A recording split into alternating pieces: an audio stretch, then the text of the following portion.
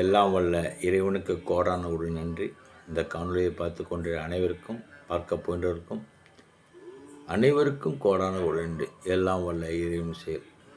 இன்றைக்கி ஒரு பெரிய தலைப்பு, மக்கள் மனதை, உங்களுடைய மனதை அப்படியே டச் பண்ணுறது மாதிரி. என்னன்னா, நிறையா பேருக்கு இது ஒரு புரியாத புதிராக தான் இருக்குது. அதை தான் சொல்கிறேன். நான் என்னுடைய செயல்லாம் எல்லாம் அவன் அருள். இன்றைக்கி அந்த தலைப்பை கொடுத்து சொல்கிறான்னு சொல்லியிருக்கானா, அது அவனோட இறைவன் செயல் தான். ஏன்னா பலருக்கு தெரியாத ஒரு சில விஷயங்கள் தெரியும். அது சிறிய விஷயங்களுக்கு சந்தேகம் இருக்கும். அந்த சந்தேகத்தை இறைவன் உங்களுக்கு நிவர்த்தி பண்ணி கொடுக்குறார். நல்லதே நடக்கும். அவனாலே அவன் தாள் வணங்கி. இப்போ நான் பார்க்க போகிறேன் என்னன்னா, குடும்ப வாழ்க்கையில் இருந்தும் ஆன்மீகம் சாத்தியமே அல்லது சந்நியாசம் அவசியமா? இது ஒரு பெரிய கேள்விக்குறியாக இருக்குது. குடும்ப வாழ்க்கையில் உள்ளவங்க ஆன்மீகத்தில் ஈடுபட்டு ஆன்மீக சேவை செய்யலாமா, இல்லை சந்நியாசத்தில் இருந்தால் தான் அந்த ஆன்மீகத்தில் செயல்பட முடியுமாங்கிறது ஒரு பெரிய அச்சமாகவே நிறையா பேருக்கு இருக்குது. அதை இப்போ உங்களுக்கு தெளிவாக விளக்கமாக சொல்ல போகிறேன். ஒரு சந்தேகம் என்னென்னா, ஆன்மீக வாழ்க்கை வாழ வேண்டுமென்றால் குடும்பத்தை விட்டு சந்நியாசம் எடுக்க வேண்டுமா, அல்லது குடும்ப வாழ்க்கையிலே ஆன்மீகத்தை தொடர முடியுமா? இந்த ஆழ்மையான கேள்விக்கு உண்மையான பதிலை இப்போ நம்ம பார்க்க போகிறோம். முதலில் புரிந்து கொள்ள வேண்டியது ஒன்று, ஆன்மீகம் என்பது உடையை மாற்றுவது அல்ல, மனதை மாற்றுவது. குடும்பத்தில் இருந்தாலும் மனதில் இறைவன் இருந்தால் அந்த வாழ்க்கையே ஆன்மீக வாழ்க்கை ஆகிவிடும். உலகத்தில் பல பெரிய ஞானிகள் குடும்ப வாழ்க்கையிலே இருந்துள்ளார்கள். சந்நியாசம்னா என்ன? அது என்பது ஒரு தனிப்பாதை. சந்நியாசங்கிறது ஒரு தனிப்பாதை. சந்நியாசங்கிறது ஒரு உயர்ந்த ஆன்மீக வழி. அதில் மனிதன் உலக ஆசைகளை விட்டுவிட்டு இறைவனை மட்டுமே நினைத்து வாழ்கிறான். அதான் சித்தர்கள் வாழ்கின்ற வாழ்க்கை. ஆனால் அந்த பாதை எல்லோருக்கும் அவசியம் இல்லை, தேவையில்லை.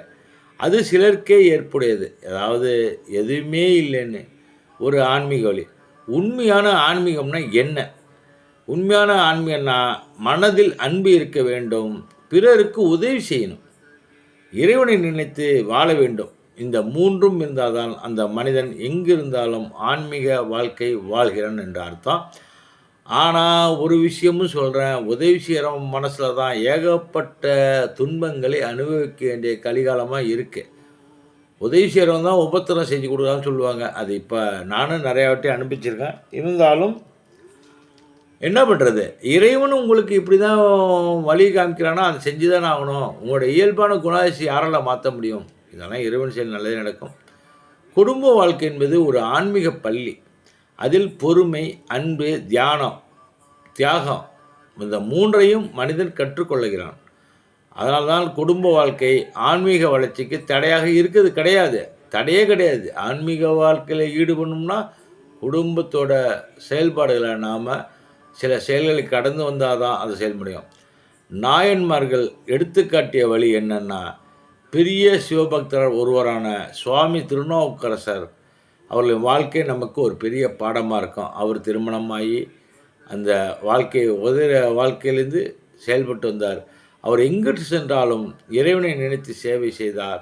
அவரது வாழ்க்கையை நமக்கு சொல்லும் உண்மை, இறைவனை நினைக்கும் மனம் இருந்தால் எங்கிருந்தாலும் ஆன்மீகம் சாத்தியம்.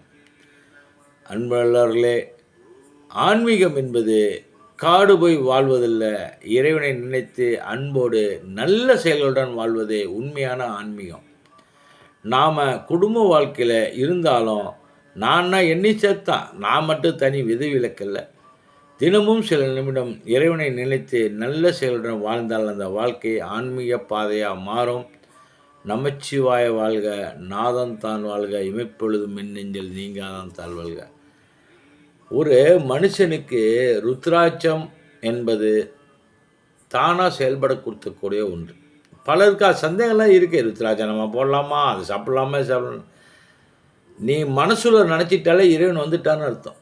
நீ ருத்ராட்சத்தை மாட்டிட்டாலே உன்னோட செயல்பாடு மாதிரி இருக்கும். திருநூறு பூசன்னு நினச்சாலே சாதாரண திருநூறு பூசுறதுக்கும் 3 கையால் பட்டை போடுறதுக்கும் நிறைய வித்தியாசம் இருக்குது.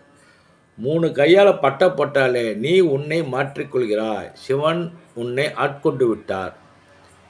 இதெல்லாம் இறைவனோட அனுக்கிரகத்தை தான் உன்னால் செய்ய முடியும், இல்லை செய்ய முடியாது. மீண்டும் அடுத்த காணொலி சந்திக்கலாம். காணொலியை சப்ஸ்கிரைப் பண்ணி இறையல் பெறுக. நன்றி, வணக்கம்.